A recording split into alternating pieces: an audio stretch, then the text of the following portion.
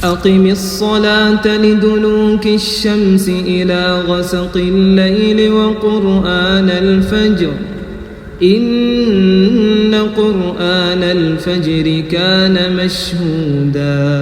Bismillahirrahmanirrahim. Assalamualaikum warahmatullahi wabarakatuh. Para pemirsa yang dirahmati Allah SWT, fenomena yang terjadi saat ini adalah kebanyakan orang berlemah-lemah dalam memenuhi panggilan azan untuk segera melaksanakan sholat berjamaah di musola atau masjid ketika azan telah dikumandangkan. Yang bekerja masih tetap bekerja, yang di kantor masih tetap di kantor, yang berolahraga masih tetap berolahraga, yang di pasar masih tetap di pasar, sibuk dengan kesibukannya masing-masing, sibuk dengan urusannya dalam mencari rezeki. Dalam 5 kali panggilan azan dari subuh, zuhur sampai dengan isya, kapankah kita bersegera untuk memenuhi panggilan azan itu? Mari kita introspeksi, mari kita merenung.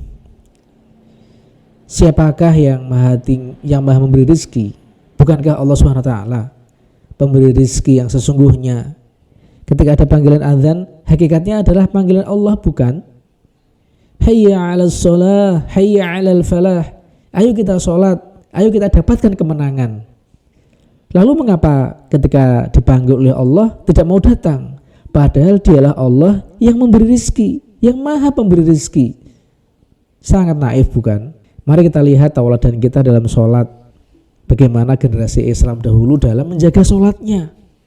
Seorang tabi'in yang bernama Sa'id bin al-Musayyib, bagaimana beliau menceritakan sendiri bahwa selama 40 tahun beliau tidaklah dikumandangkan azan kecuali beliau sudah berada di dalam masjid, dan selama itu pula beliau tidak pernah melihat punggungnya orang ketika sholat. Artinya beliau senantiasa berada di shaf yang pertama.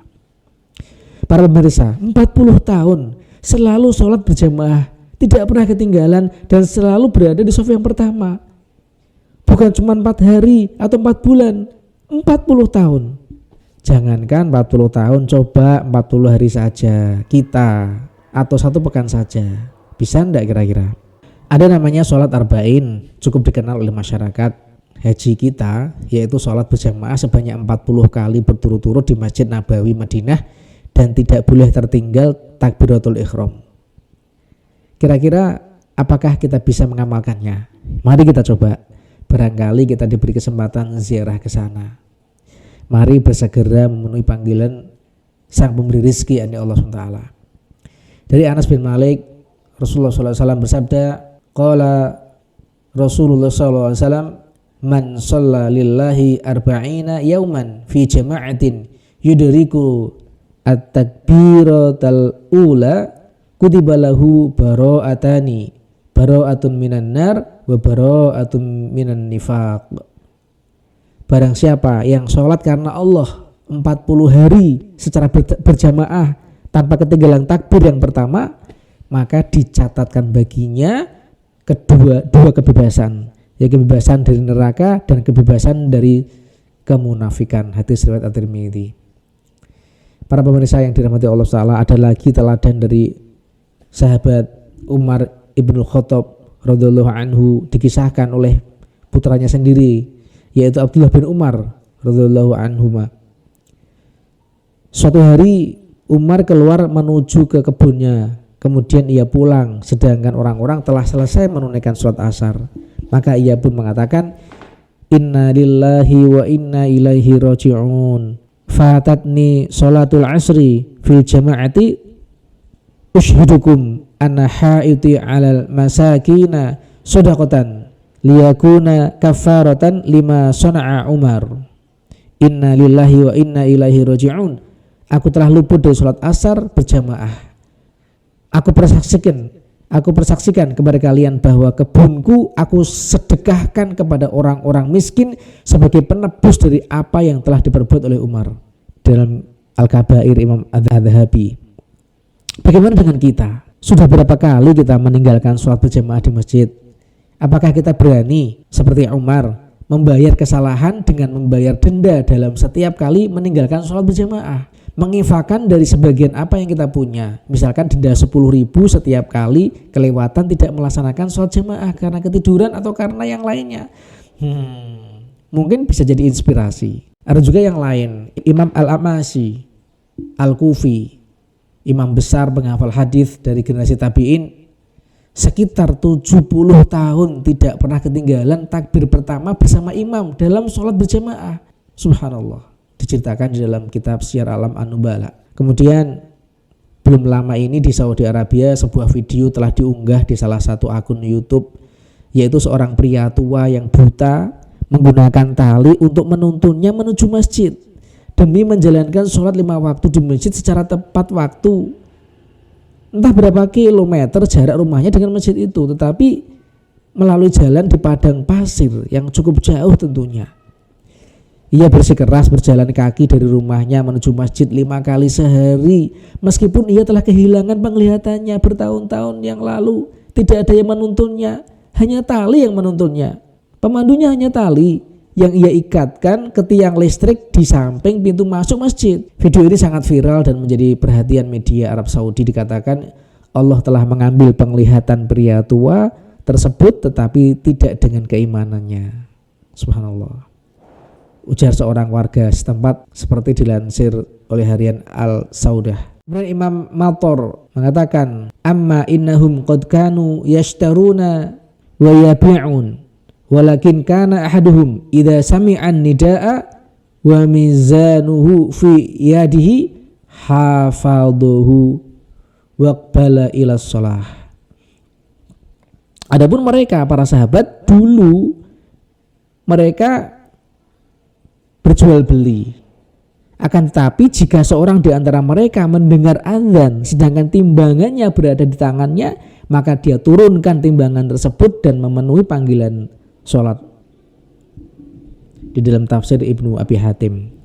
Ada juga para pekerja yang ketika mengangkat palu untuk dikenakan paku badannya, maka ketika ia mengangkat palu dan dia mendengar azan, maka ditinggalkan palu tersebut dan ia bersegera memenuhi panggilan azan tersebut. Para pemirsa yang dirahmati Allah SWT, sebuah hadis yang patut disimak, bukti bahwa sholat berjamaah di masjid itu hendaklah engkau tunaikan. Bahkan sampai pada orang buta sekalipun, apalagi kita semua yang sehat walafiat, sehat jasmani dan rohani kita. Dari Abu Hurairah radhiyallahu anhu qala atan nabiyya sallallahu alaihi wasallam rajulun a'ma faqala ya Rasulullah laisa li qaidun yaquduni ilal masjid fasa'ala Rasulullah sallallahu alaihi wasallam ayyurakhisa lahu fayusalli fi baitihi farakhasa lahu falama walla da'ahu faqala lahu hal tasma'un nida'a bis shalah qala na'am qala fa'ajib. Dari Abu Hurairah radhiyallahu anhu, Nabi sallallahu alaihi wasallam kedatangan seorang laki-laki yang buta. Ia berkata, wahai Rasulullah, aku tidak memiliki seorang penuntun yang menuntunku ke masjid. Maka ia meminta kepada Rasulullah SAW untuk memberinya keringanan sehingga dapat sholat di rumahnya. Lalu Rasulullah SAW memberinya keringanan tersebut. Namun ketika orang itu berbalik, beliau memanggilnya kembali, lalu berkata kepadanya, apakah engkau mendengar panggilan azan itu? Ia menjawab, iya. Beliau bersabda, maka penuhilah panggilan azan tersebut. Hadis riwayat Muslim. Para pemirsa yang dirahmati Allah SWT, bagaimana dengan kita yang dalam kondisi sehat walafiat, segar bugar, mata bisa melihat, tidak pincang, tidak buta, rumah juga dekat dengan masjid, kita mendengar azan dengan keras, masihkah kita melalaikan panggilan azan tersebut? Masihkah kita bermalas-malasan untuk bersegera menuju masjid? Berikut nasihat sahabat Ibnu Mas'ud. Beliau berkata, barang siapa yang mencintai perjumpaan dengan Allah SWT pada hari kiamat besok sebagai seorang muslim, maka hendaknya dia menjaga atau melaksanakan sholat 5 waktu secara berjamaah di tempat masjid atau mushola untuk kumandangkan azan untuk sholat 5 waktu tersebut. Karena sesungguhnya Allah mensyariatkan kepada Nabi Muhammad SAW jalan petunjuk Dan sesungguhnya sholat 5 waktu yang dilaksanakan di masjid secara berjamaah termasuk jalan petunjuk itu. Seandainya kalian melaksanakan sholat 5 waktu di rumah sebagaimana orang-orang yang meninggalkan sholat berjamaah di masjid, yaitu melaksanakan di rumah, berarti sungguh kalian telah meninggalkan petunjuk Nabi-Mu sallallahu alaihi wasallam. Dan jika kalian meninggalkan petunjuk Nabi-Mu sallallahu alaihi wasallam, maka sungguh kalian akan tersesat dari jalan Allah. Demikian para pemirsa yang dirahmati Allah Ta'ala, mudah-mudahan video ini bermanfaat, menambah semangat kita untuk bisa melaksanakan sholat tepat waktu dan berjamaah di masjid atau di musola, sehingga kita bisa mendapatkan kemenangan dan kita bisa mendapatkan keberuntungan. Amin ya rabbal alamin. Wassalamualaikum warahmatullahi wabarakatuh. ومن الليل فتهجد به نافلة لك عسى أن يبعثك ربك مقاما محمودا